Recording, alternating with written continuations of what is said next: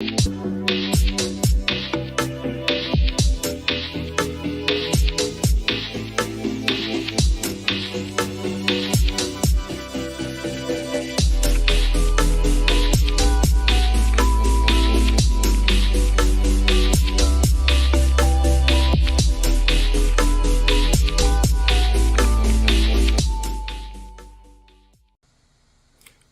everybody. It's Dr. Rick dropping in on you. Hope everybody is having a great week to this point.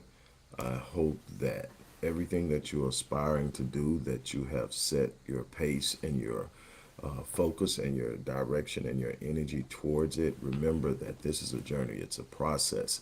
Anything that you are attempting to do of any true intrinsic and tangible value, it's going to require energy, effort, focus, commitment, and resilience. Anything worth having comes with challenge. So don't you quit, don't you give up. Look, it's Wednesday, another Wednesday, Wealth Building Wednesday. We're going to get right into it. This segment of Wealth Building Wednesday is brought to you by the Legacy Wealth Academy and our flagship program, The Path to Generational Wealth. Real briefly, check out the information in the description box. And I want to tell you a little bit more about it, but we are offering an unbelievable opportunity for you to sign up for this 18-month course. It is the most comprehensive online course solely focused on wealth building out there. Trust me, I looked, and it took me a long time to build it, but it's there for you now. Look, on top of that, those who sign up today will also get a free bronze package with me. That's 12 weeks, 12 sessions, intensive. So just keep that in mind. Look, if you like what you see and hear in these videos, click the like button, click the share button. If there are things you want to know, even if you don't get it on the live version, come in, type your questions, because I will or someone else will be reviewing them so that we can cover the topics of concern. We want to be a place that is resourceful. We want to be a resource to you. So again, I encourage you, hit the like button, hit the share button, subscribe and follow, and leave comments. Tell me what you like. Tell me what you didn't like. Tell me what you would like me to talk about. This is about growth. This is about development, and it's interaction. That's exchange. You exchange, even if it's me giving and you telling me what you need, whatever it is, it's got to be an exchange. So it's no way I can cover everything in one sitting. That's not what this is about. This is about giving you things that you can take and say, wow, I never thought of that, or take and say, that's where I need to start. Man, that's what's happening with me. Whatever it is, whether it's about success, whether it's about healing and trauma, whether it's about finance, whether it's about relationships, whether it's about business, it's coming from an area of extensive experience over 35 years for me, in a vein where I have really hung my hat and been very successful, and I want to share what I know with people on a regular basis. And hopefully some of you will feel the need and the desire to say, man, I want to get closer to this guy. I want to work with this guy. I believe he can really help me, and I would love for that to happen. But here we go. Here's the thing. Today is Wealth Building Wisdom. What we're going to talk about, it's going to be a real simple principle, but it's very important for anyone who's talking about investing, for anyone who's talking about getting into the game. Now, it primarily applies to stock, but it is literally, to me, it can be translated into any type of investment you want, and that is creating a margin of safety. So what is a margin of safety in investing? We're going to talk about it in the vein of stock, but it applies, like I said, to anything that you're going to invest in. It's a principle, it's a philosophy, it's an approach. But when you're talking about stock, a margin of safety is going to be, first of all, determined by the investor.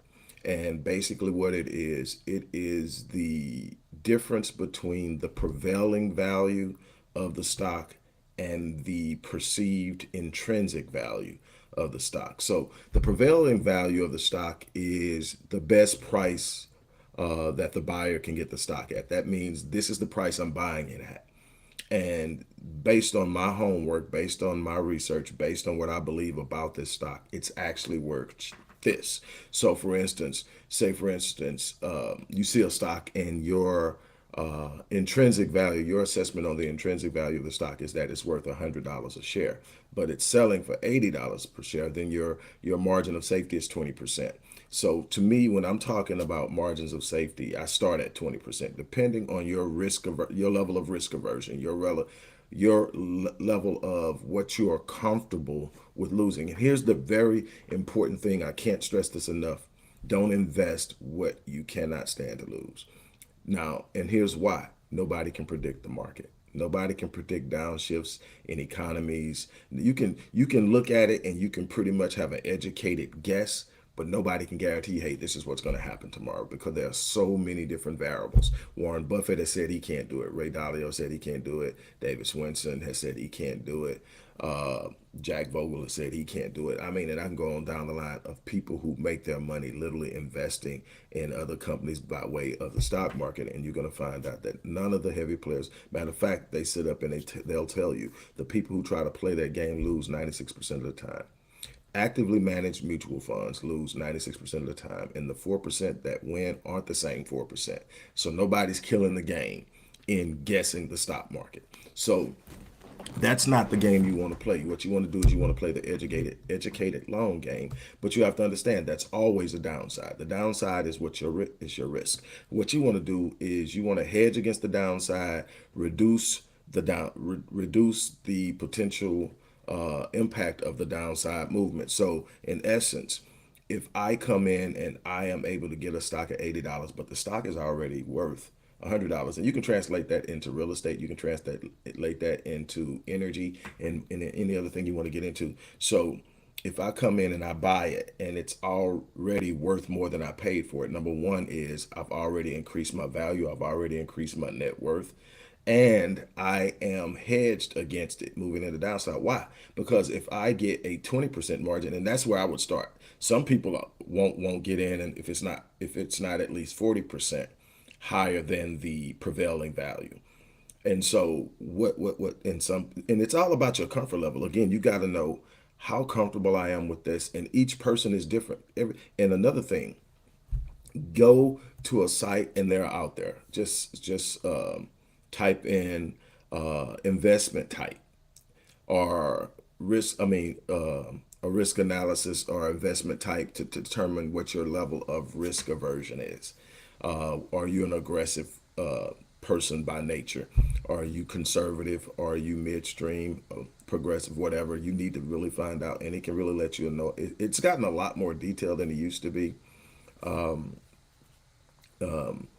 So you can now determine and understand how you move so that you can be aware of what's driving you naturally. Sometimes you got to get out of your head, out of your mind, out of your natural emotional bends to make solid decisions. So you need to know what you'll naturally do and say, is this, am I making this decision because that's just how I am, or am I making this decision because it's a good decision? What does the numbers say? And sometimes you follow your gut instinct, but this is why you diversify. This is why you hedge. This is why you create all of these safety mechanisms so that when you do go out there and you make a gut move and it's not the right one, it doesn't take you down, it doesn't destroy you. Or you go out there and you make a solid move based on all the numbers and it doesn't play out. All these things are possible when you're talking about investing. There is no guarantee. There's no, okay, this is the way to go and it's going to automatically produce. You can definitely increase your chances of success by taking some well-known principles and applying them. I'm about the long game. You got to hedge with something that's long, highly conservative, and very consistently producing over time, regardless of the turbulence. That when you look at it over 20 years, this is what it's giving you consistently. And you get into that, you stay into that. That's going to be the thing that you stay with. And then you're going to diversify and build around that based on your tolerance for risk.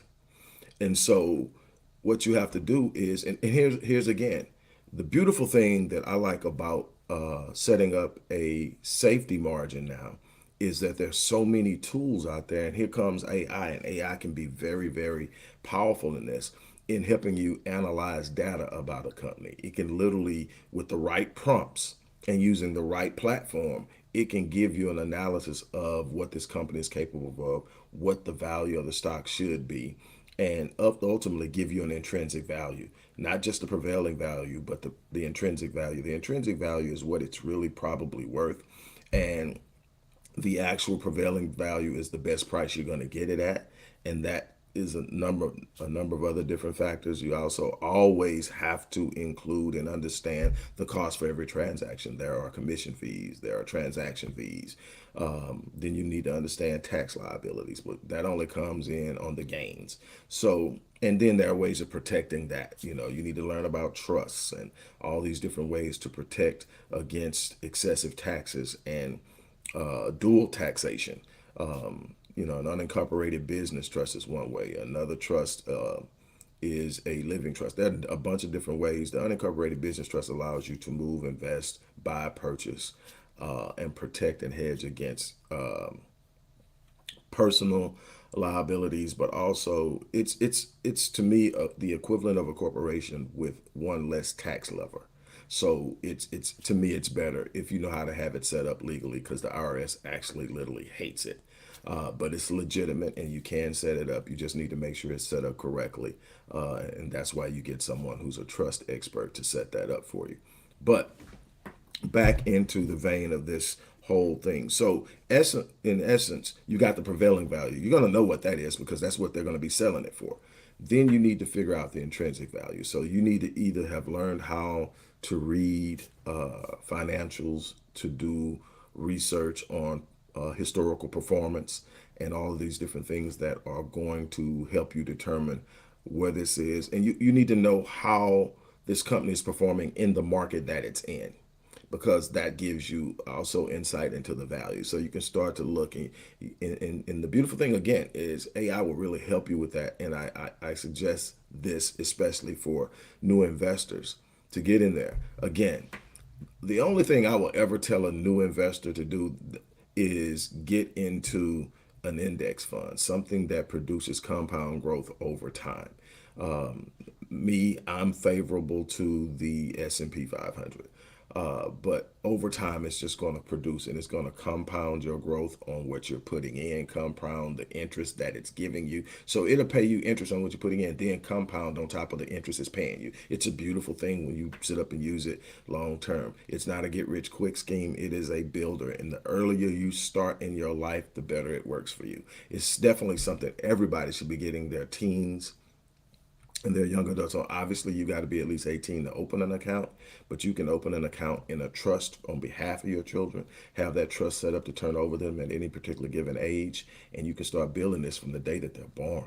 It's an unbelievable way to prepare for their education, whether they're going to college, whether they're going to study abroad, whatever they can dream up.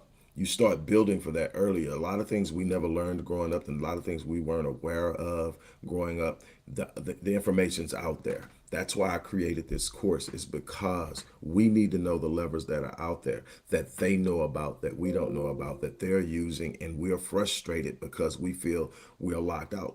We have to unlock the door with our minds. We have to unlock the door with our thirst for knowledge, because the knowledge can no longer be withheld from us if we're willing to seek it. This is why I took 10 years to interview people, to research, to read the books, because I wanted this course to be bigger than my experience in money, bigger than my experience in finance, bigger than my experience in investing. I wanted to take the people who had literally knocked the ball out the park, killed the game, and looked at what they were doing and find the consistencies in what they were doing that were available to the average person. See, the idea is I've got to have XYZ before I can even do this. No, you can find places online, and I shared this a couple of weeks ago. There are places where you can invest with at least as little as $1. And I think most of them you can do it with as little as 5 or 10. So you can make your first purchase, $10 purchase, and you're in the game. And then you can watch how that works and see the movement. And my thing is, prepare to play the long game. Prepare to make some sacrifices for several years. Prepare to put in and watch how it moves so you learn. Don't panic when the stock prices drop. This is going to happen. Historically, over the last 100 years, it happens every 4 or 5 years. It's been a little crazy and going longer on each side the last 10 or 15, but it's still cyclical. It's still a process that goes, it's going up, it's going down. Market is just literally going to correct itself. So when it becomes inflated because valuations on stocks and other assets and entities are being inflated for whatever reason, eventually the market realizes that they're really not worth that, like housing market. I mean, all these different places have these bubbles that are created through inflated prices for whatever reason, and there are a bunch of variables that go into it. But eventually the market realizes it and corrects itself. And depending on how big the bubble is, when it pops, it can create a significant drop, and we could call that a crisis. And it can go even deeper and be massive, and we'll call that a crash. But market always recovers. We recovered from the depression. We recovered from 2007, which was pretty significant. And so it recovers. And what you want to do is hold, because you don't realize a loss until you sell. You can have a stock and it was worth 100, it drops down to 50. You haven't lost $50 unless you sell it. It's still your stock and it still has the potential to go back up. If you've done your homework, you got to have the confidence that the homework you've done, that the research you've done is what, is real, and that this company will come through. And there are companies that'll show you, man, we've been through 15 of these and this is where we're at. There are just companies you can look at and say, man, that company's going to be around. And you hold it. And then here's another thing that you got to realize. Everything isn't an appreciation investment.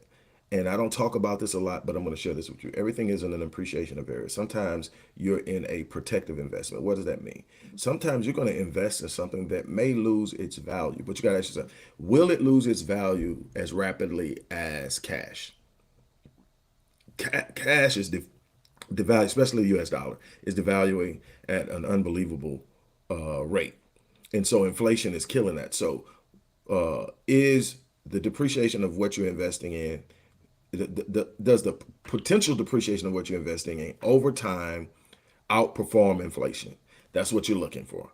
So it may not be what it was worth when you invested in it, and it may not be growing, but is it protecting your money? And that's another thing. So what I'm saying is, if I leave it in the bank for 30 years and $1,000 is now worth 650, or I put it into a stock and 30 years from now it's worth 850, which was the better move? I'm hedging loss too. I'm what? Managing my downside. There's going to be downsides. You've got to learn to manage your downsides. You've got to learn to do it. Another thing, and this is just on the side note, find something that you can build that performs on its own. Investment. One of the best investments you can make is in yourself by investing in a business. A lot of people that you see when you look at their net worth, a great deal of their net worth is in the value of the business they own. And so that is that. So I just really want you to really get this. So the idea is to find what the prevailing value or the prevailing price is. That's what you're going to pay for it. And then determine, is it at least 20%, is the intrinsic value of the stock at least 20% greater than the prevailing value?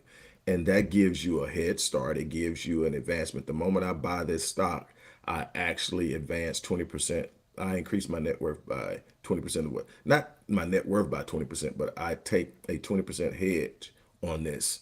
And it's, so my net worth is already higher than what I had. So I took $80. And now that $80 is worth $100 right off the bat. And depending on how many of those $80 you have to buy it, you can advance it by that much. So again, it's simple mathematics. You have to learn how to look at it, but you also have to be careful to not get taken in by trends, by rapid market shifts that look great, but you can't explain. Now, it's great for day traders who are hyperactive traders who are literally sitting there the whole time they're in a trade, watching the movement and determining when they want to get out. And even then, they get popped. It's the fastest way to get rich, but the fastest way to go broke by far. If you got the money to play in there, you get people who do it. Literally, that's what they do. They sit down in front of their computers all day and they're in and out of trades. And this is how they make their money. They're day traders.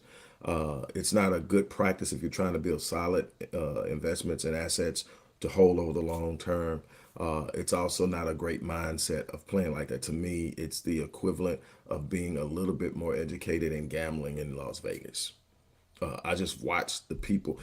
None of the people who are doing this are the people that you're looking at and you're seeing the excessive wealth being built, because it doesn't play out over the long haul. You get it, you lose it. You get it, you lose it. And you just learn to adjust to it. You know, when I got it, I got it. When I don't, I got to figure out how to get it again. And this is what goes on with that.